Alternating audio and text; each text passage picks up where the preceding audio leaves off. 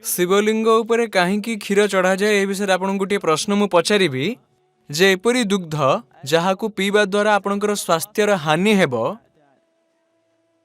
किंबा जो दुग्ध को पीवा द्वारा आपण पिलामानंकर स्वास्थ्यर क्षति हेबो से दुग्ध को आपण निजे पीबे पीबे नहीं ना।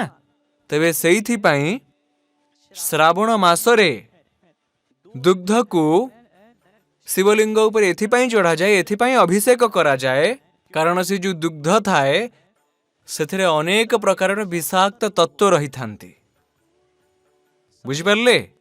एवं आयुर्वेद रे यार उल्लेख मध्य अछि जे श्रावण मासरे दुग्ध पीबार अर्थ विष पीवा सहित समान हुई थाए।